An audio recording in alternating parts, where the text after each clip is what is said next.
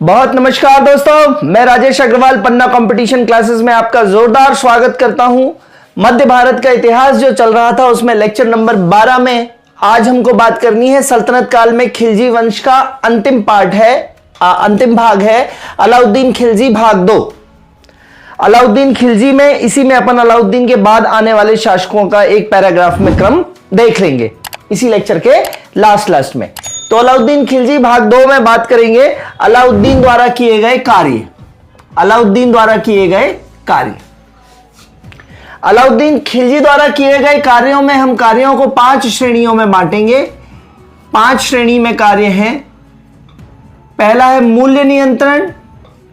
मूल्य नियंत्रण या इसी को बोलेंगे आर्थिक सुधार। आर्थिक सुधार। दूसरा देखेंगे अपन गुप्तचर। गुप्तचर विभाग किस तरीके से नियंत्रण व्यापारियों पे और बाजार पे नियंत्रण करता था। तीसरी बात करेंगे दोस्तों हम सैन्य विभाग की। सैन्य विभाग किस तरीके से सैनिकों का हुलिया घोड़ा दागने की प्रथा, ये सारा। चौथा हम बात करेंगे दीवाने मुस्तखराज। दीवाने मुस्तखराज, मुस्तखराज का मतलब है यहां पे राजस्व, राजस्व या कर, इसकी बात करेंगे। और 5वीं बात करेंगे अपन इनके द्वारा बनाए गए स्थापत्य, और फिर अलाउद्दीन खान का पतन और आगे वाले आने वाले शासक खिलजी वंश में। ठीक है, तो मूल्य नियंत्रण गुप्तचर विभाग को बोला गया है दीवाने रियासत। गुप्तचरी के लिए एक अलग विभाग, व्यापारी नियंत्रण के लिए एक अलग विभाग बनाया है जिसको दीवाने रियासत कहा गया है ना। तो पहले मूल्य नियंत्रण, फिर गुप्त, इसी क्रम में बात करेंगे दोस्तों हम सॉरी, मूल्य नियंत्रण, गुप्तचर विभाग, सैन्य विभाग, दीवाने मुस्तखराज या राजस्व और कर विभाग, और अलाउद्दीन द्वारा बनाया गया स्थापत्य या किए गए निर्माण। ठीक है, तो सबसे पहले दोस्तों हम बात करेंगे यहां पे अलाउद्दीन खां के द्वारा किए गए कार्य में मूल्य नियंत्रण की बात करना है सबसे पहले हमको, या अलाउद्दीन द्वारा किए गए आर्थिक सुधार। तो अलाउद्दीन को मूल्य नियंत्रण की जरूरत क्यों पड़ गई? मूल्य नियंत्रण की जरूरत इसलिए पड़ी क्योंकि बहुत बड़ी सेना थी इसकी, बहुत बड़ी सेना। आपको मैं बता दूं 4.75 लाख, 4.5 लाख सैनिक थे इसके पास सारे मिला के। तो इतनी बड़ी सेना को वेतन देना, वो भी नगद, है ना। तो इतनी बड़ी सेना को यदि ये वेतन ज्यादा देता तो राजकोष खाली हो जाता, और इतनी बड़ी सेना को यदि वेतन कम देता तो वो कम वेतन में अपना गुजारा कैसे कर पाते सैनिक। तो देना तो कम वेतन सॉरी, देना तो इसको कम वेतन ही था, तो कम वेतन में गुजारा होना था।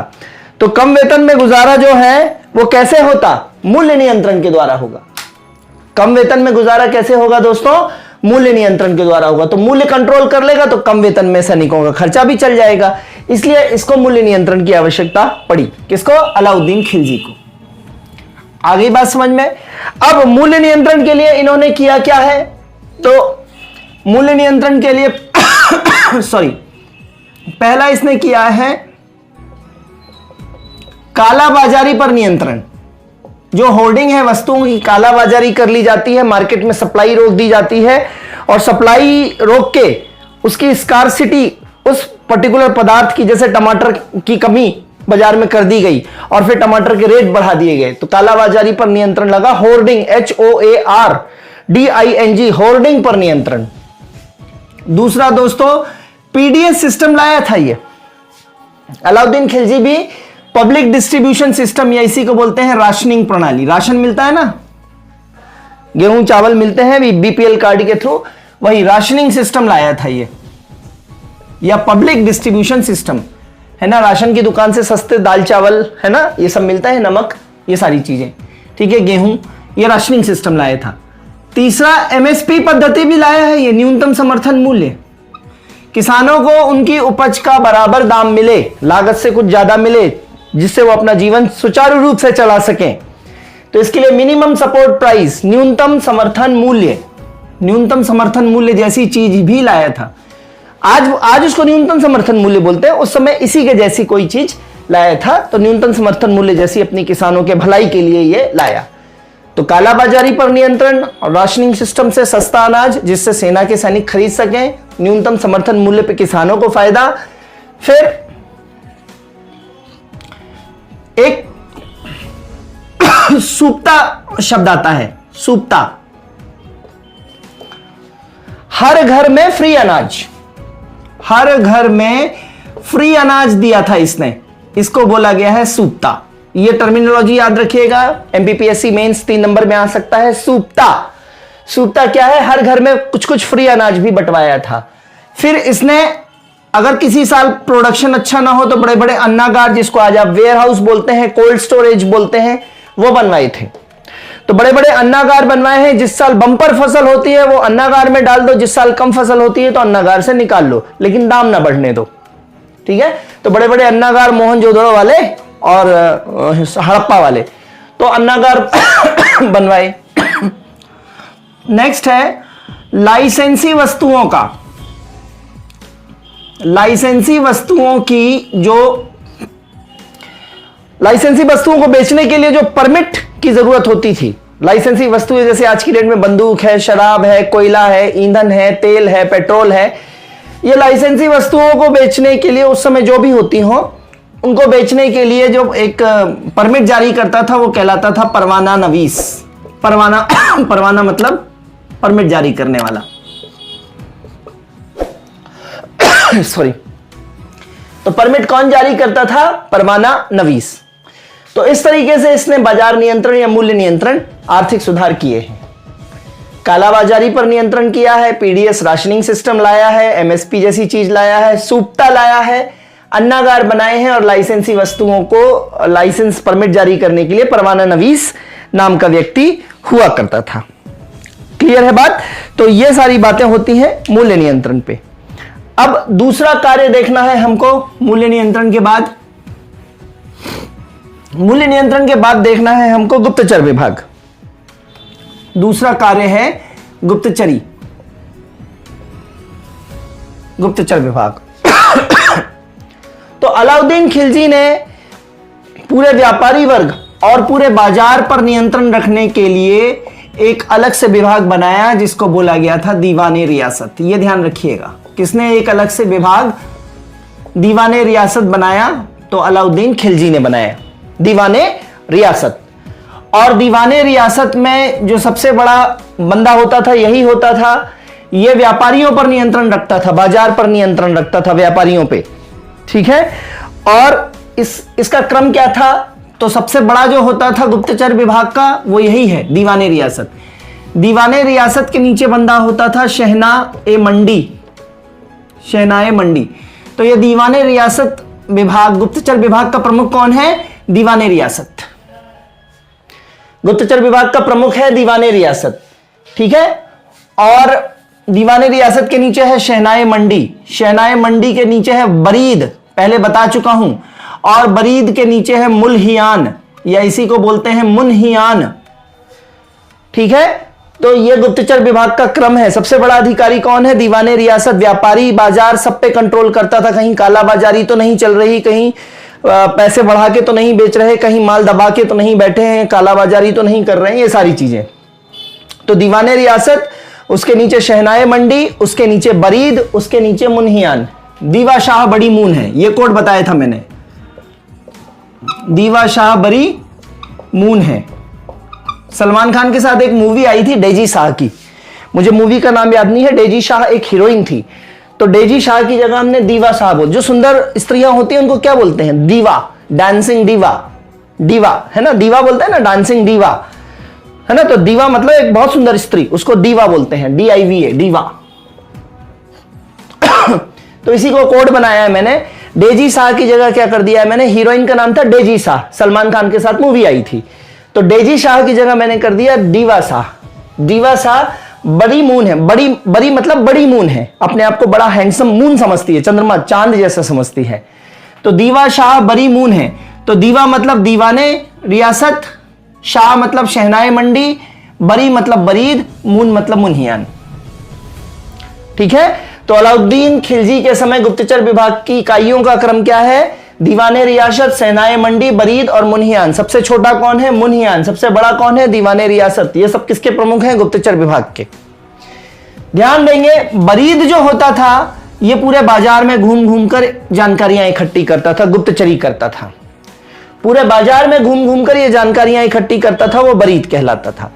और घर के अंदर तक जाकर जो गुप्तचरी कर लेता था, घर के किचन तक जाकर, बेडरूम तक जाकर जो गुप्तचरी कर लेता था बंदा, वो कहलाता था घर घर जाने वाला गुप्तचर, मुन्हियान या मुल्हियान।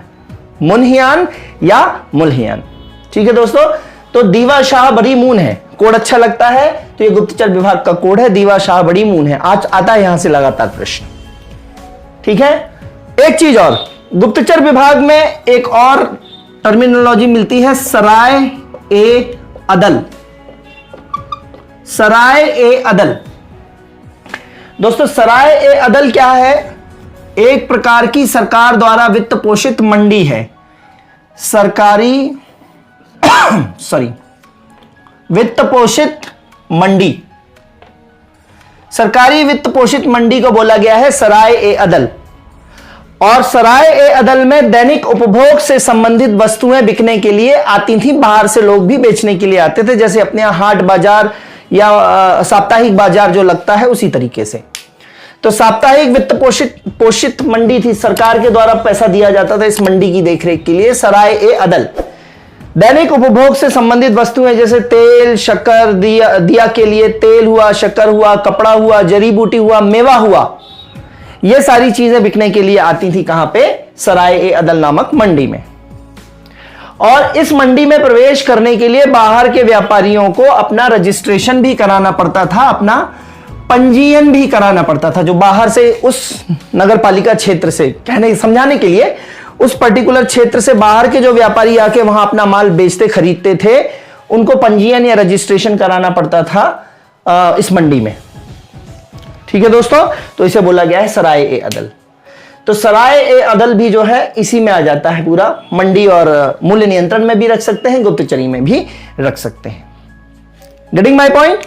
तो ये, और ये अपना रियासत कहां, ये अपना रजिस्ट्रेशन कहां कराते थे सराय ए अदल वाले? किसके पास? दीवाने रियासत में। दीवाने रियासत नामक बंदा जो है, ये डिपार्टमेंट जो है, यहां सराय ए अदल का क्या होता था? पंजीयन होता था दोस्तों। सो ये आपको याद रखना है। ठीक है, तो इस तरीके से अपने दो कार्य हो गए। पहला हो गया आर्थिक नियंत्रण या मूल्य नियंत्रण, दूसरा है गुप्तचर विभाग, दीवा शाह बरी मून है, और सराय ए अदल। 5 नंबर में भी आए तो आसानी से लिख सकते हैं। कार्य नंबर 3, कार्य नंबर 3 में आते हैं हम, जिसका नाम है सैन्य व्यवस्था। अलाउद्दीन का कार्य नंबर 3 क्या है? सैन्य व्यवस्था। जैसा कि मैं आपको बता चुका हूं, टोटल सैनिकों की संख्या 4.75 लाख, 4.5 लाख, 50 है ना सैनिक ये हैं। गुलामों की संख्या है दोस्तों 50,000 के लगभग। 50,000 गुलाम थे सैनिकों के अलावा, 50,000 गुलाम है। ठीक है, और इन सबको ये क्या देता था? नगद वेतन देता था। वेरी इंपॉर्टेंट, लेकिन कम वेतन देता था, और कम वेतन से वो अपना घर चला सके इसके लिए क्या करता कि इसने मूल्य नियंत्रण करा। कितना सही पॉलिसी है, एकदम सही बनिया है ये। ठीक है, तो सैनिक ये पूछा गया है, संख्या 4.5 लाख सैनिक हैं, गुलामों की संख्या 50,000 है। सबसे ज्यादा गुलाम फिरोज शाह तुगलक के पास मिलेंगे अपने को, देखेंगे अपन तुगलक वंश में। इनको नगद वेतन देता था। सैनिकों की भर्ती सीधी करता था, सीधी भर्ती थी उनकी योग्यता के आधार पर, डायरेक्ट उनका एंट्री थी। सैनिकों की भर्ती सीधी होती थी। सैनिकों की संख्या बहुत ज्यादा थी, इसलिए सैनिकों का हुलिया लिखा जाता था। सैनिकों का हुलिया, जैसे आज आप फॉर्म भरते हैं तो अपना निशान बताते हैं ना कि कट एट फोरहेड, है ना, लॉन्ग नोज, चिन पे कट है, इस तरीके से आप अपना एक पहचान देते हैं शरीर के अंदर, तो उसी को बोलते हैं हुलिया लिखना। आपका फिजियोलॉजिकल अपीयरेंस कैसा है, आपका फिनोटिपिक रेशियो क्या है।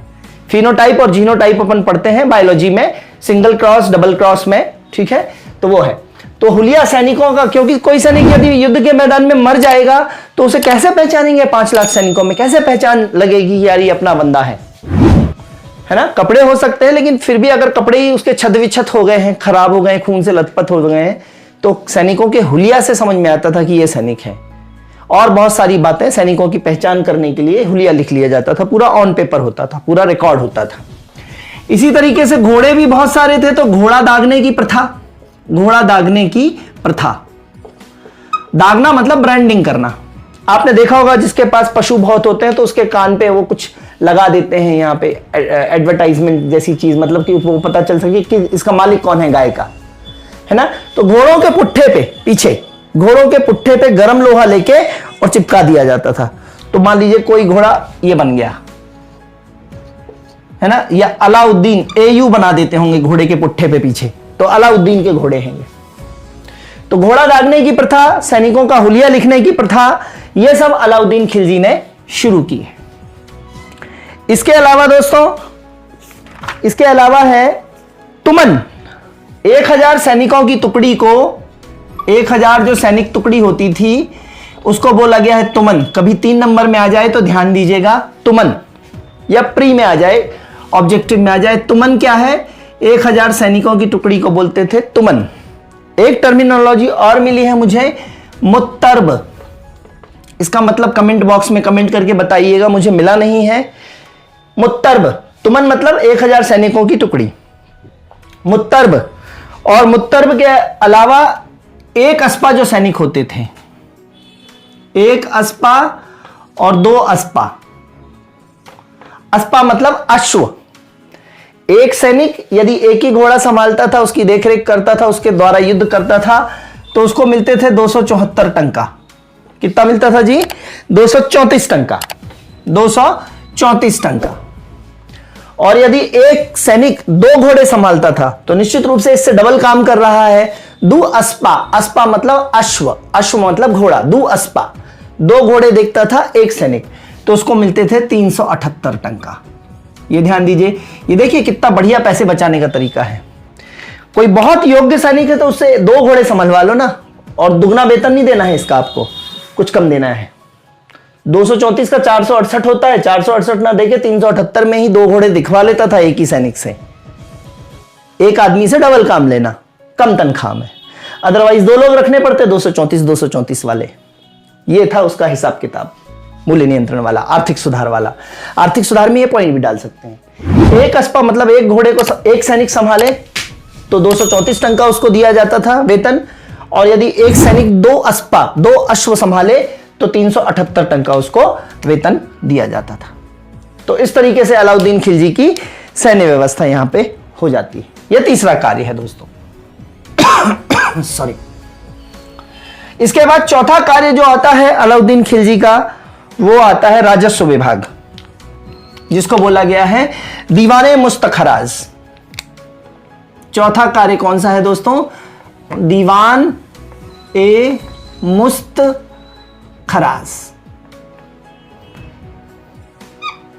दीवाने मुस्तखराज में क्या है दोस्तों? इसको राजस्व विभाग, राजस्व या टैक्स भी बोलते हैं, कर। ठीक है। तो दीवाने मुस्तखराज में जो है अलाउद्दीन ने जो मिल्क, वक्फ और इनाम, मिल्क, वक्फ और इनाम। इनाम मतलब किसी के कार्यों से प्रभावित होकर उसको खैरात में भूमि दे दी, इनाम में दे दी भूमि।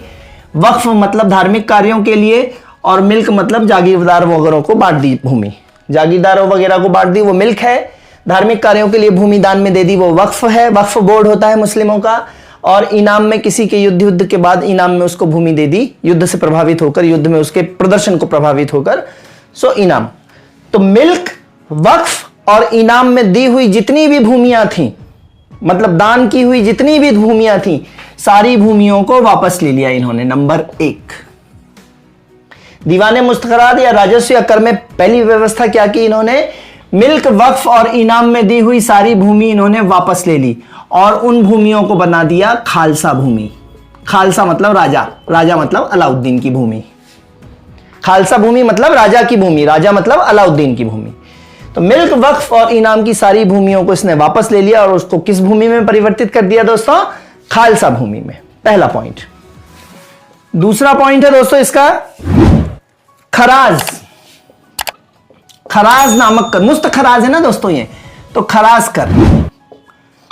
कृषि में जितना प्रोडक्शन होता था, कृषि में जितनी उपज होती थी उसका 50% लगान के रूप में देना पड़ता था, आइदर नगद या अनाज। नगद दे दीजिए चाहे अनाज दे दीजिए, टोटल प्रोडक्शन का 50%, उसको बोलते थे खराज, मुस्तखराज। ठीक है, तो खराज कर दिया जाता था 50% लगान के रूप में। सी है खुम्स, बहुत बार परीक्षा में आया है खुम्स, मैं पहले भी आपको बता चुका हूं। खुम्स नामक जो कर दिया जाता था वो दिया जाता था युद्ध में लूटे हुए धन पर। जैसे कोई इक्तेदार है या कोई सूबे का जो सूबेदार है वो यदि किसी युद्ध में जीतता था तो युद्ध में जितना धन जीतता था उसका जो 85% 80% जो है वो रखता था।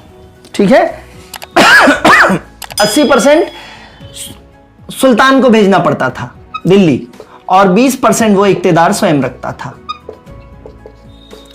खुम्स मतलब युद्ध में लूटा हुआ धन, और युद्ध में लूटे हुए धन का 80% दिल्ली में बैठे अलाउद्दीन खिलजी को भेजना पड़ेगा, 20% वो स्वयं इक्तेदार या सूबेदार अपने पास रखेगा और उस 20% से पूरा अपना राज्य चलाएगा, सेना की देखरेख करेगा, सेना के साजो सामान की व्यवस्था, खाने पीने राशन की व्यवस्था करेगा।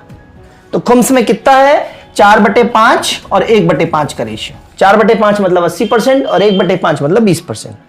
80% सुल्तान को जाता था, 20% स्वयं रखता था खुम्स। इसके अलावा अलाउद्दीन ने 2 कर और चलाए, ये सब आर्थिक सुधारों में भी लिख सकते हैं आप। 2 कर और चलाए, कौन कौन से? एक तो है चराई कर।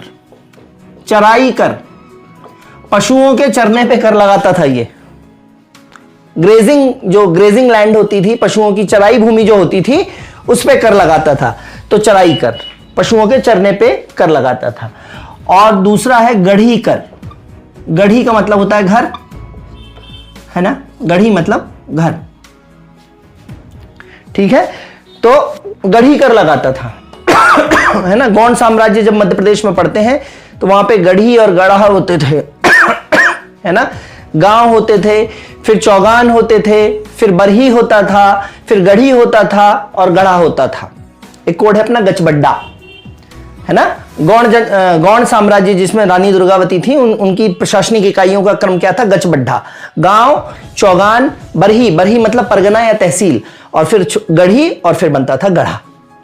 तो गढ़ी मतलब घर, तो घर पे लगने वाला कर, हाउस टैक्स अभी भी लगता है नगर पालिका में, नगर निगम में, तो गढ़ी कर जो होता था, गढ़ी कर भी ये इसने लगाया। तो इस तरीके से ये बाजार से पैसा करता था। सारी भूमि अपनी बना ली, अच्छा खासा लगान लिया, अच्छा खासा युद्ध में लूटे हुए धन का भाग लिया, चराई पे कर लगा दिया, गढ़ी पे कर लगा दिया। कितना मनी मैनेजमेंट है यार, सुपर मनी मैनेजमेंट है। ठीक है, तो ये चौथा कार्य क्या है? राजस्व का कार्य या दीवाने मुस्तखराज। खराज शब्द से आप पकड़ लेंगे पूरा कंसेप्ट। खराज, खुम्स, चराई, गढ़ी, मिल्क वक्फ इनाम को अपना बना लेना।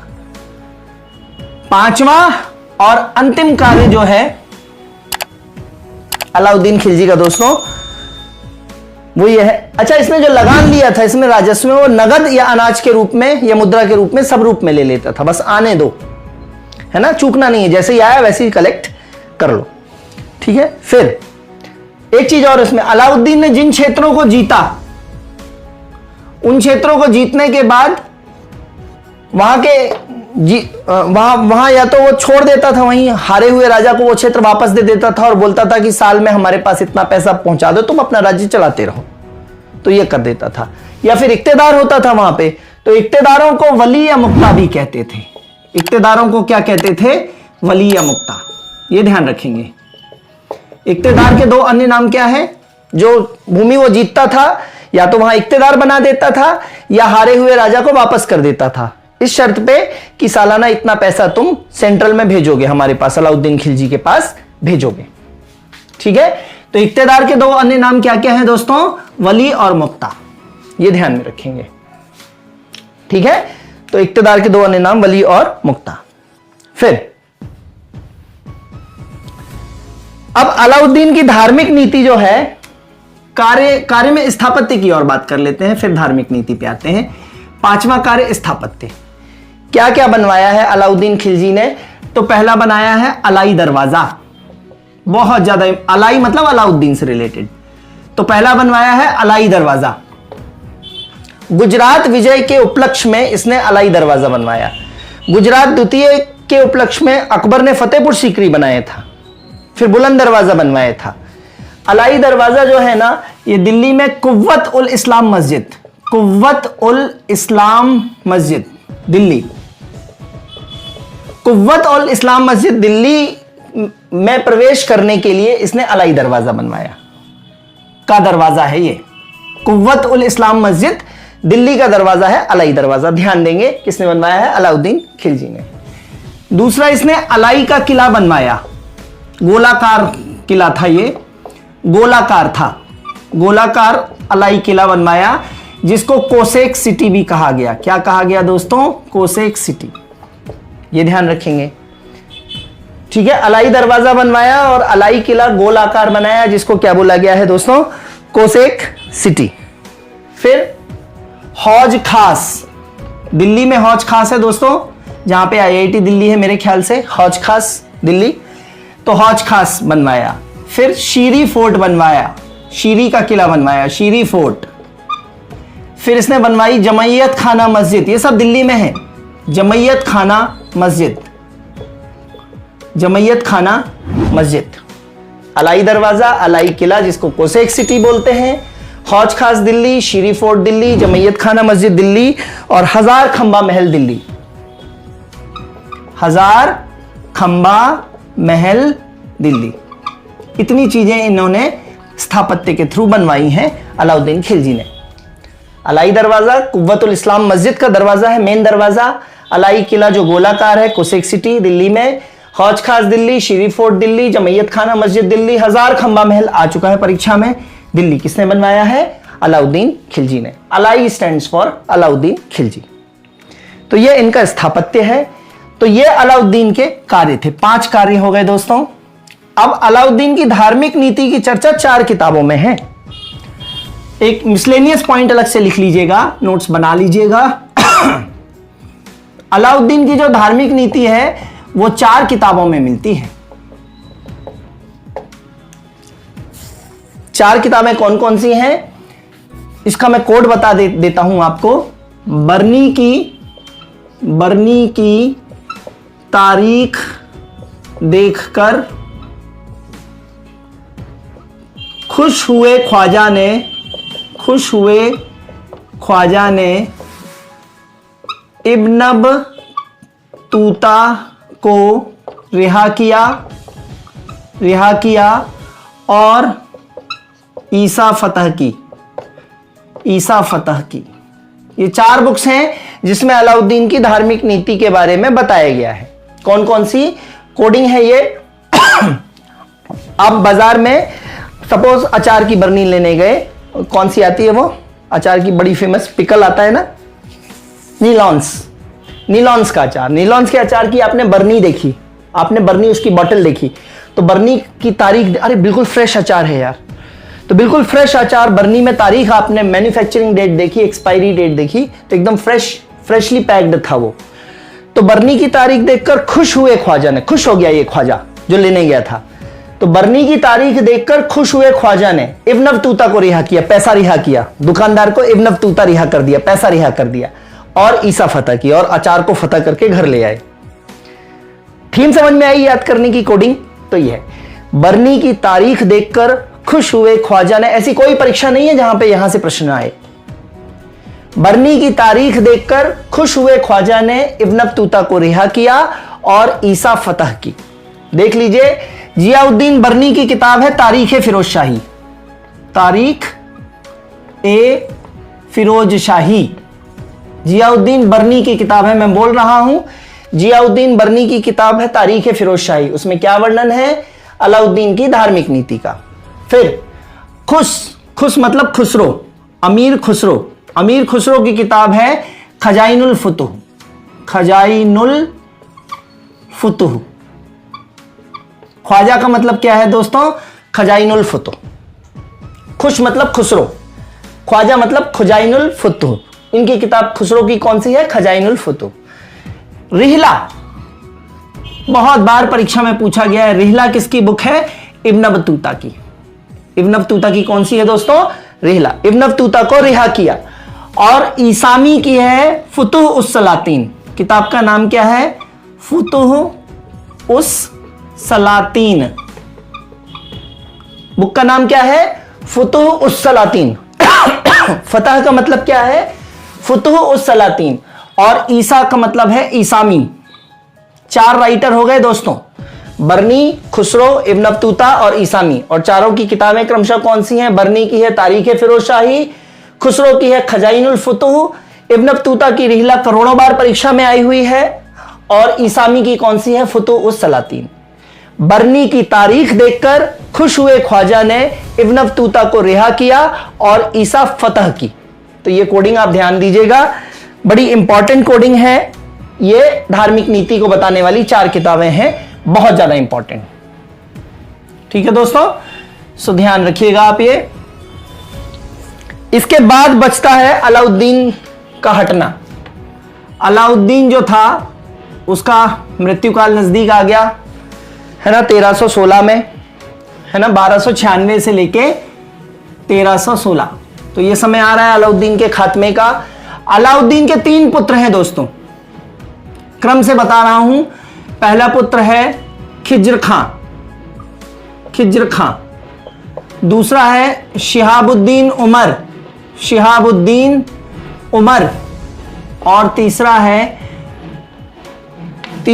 तीसरा दोस्तों है मुबारक खिलजी, मुबारक खिलजी। अलाउद्दीन के ये 3 पुत्र हैं। इसी क्रम में सबसे बड़ा पुत्र है खिज्र खां, दूसरे नंबर का शिहाबुद्दीन उमर और तीसरे नंबर का मुबारक खिलजी। शिहाबुद्दीन उमर 5 वर्ष का है जब अलाउद्दीन मरता है, तब शिहाबुद्दीन उमर 5 वर्ष का है, या मरने पे होता है जब, तब। ठीक है दोस्तों, तो अलाउद्दीन खिलजी के 3 पुत्र हैं, ये सबसे बड़ा, उससे छोटा, सबसे छोटा। तो मलिक काफूर के हाथ में रिमोट पूरी तरीके से था जब अलाउद्दीन वृद्धावस्था में चला गया।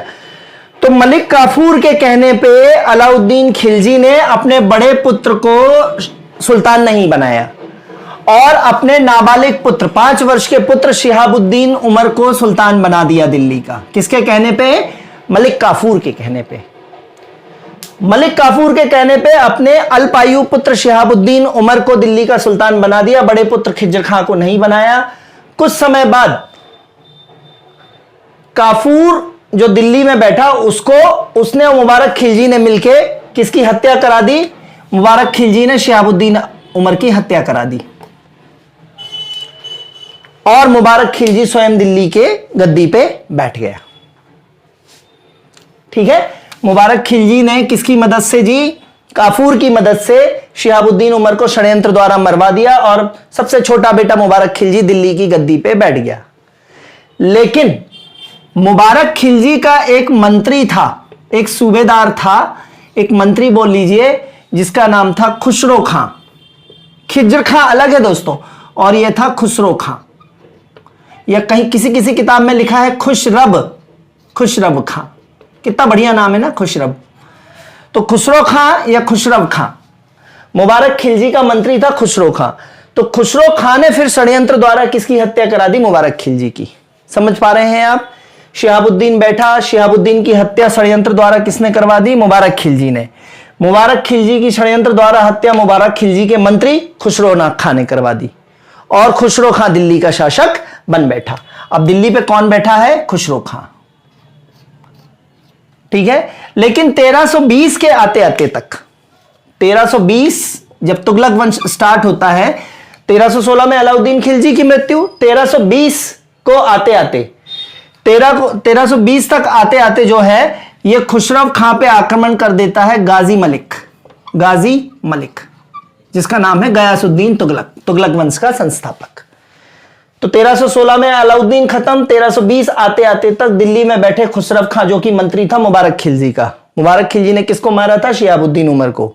मुबारक खिलजी को किसने मारा है? खुसरो खां ने। खुसरो खां को कौन मारेगा? आक्रमण करेगा गाजी मलिक अर्थात गयासुद्दीन तुगलक।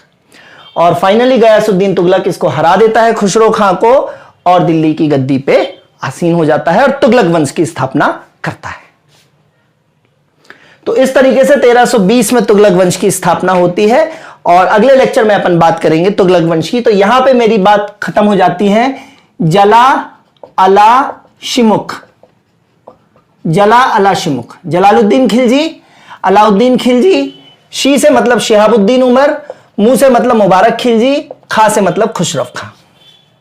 क्या कोडिंग समझ में आ गई दोस्तों? पहले लेक्चर में बताई थी जला अला शिमुख, जलालुद्दीन खिलजी, अलाउद्दीन खिलजी, शिहाबुद्दीन उमर, मुबारक खिलजी और फिर खुशरफ खां। खुशरफ खां को कौन हराता है? गाजी मलिक अर्थात गयासुद्दीन तुगलक। और फिर किस वंश की नींव डालता है?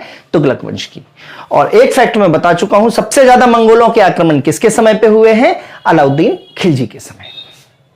क्लियर है बात?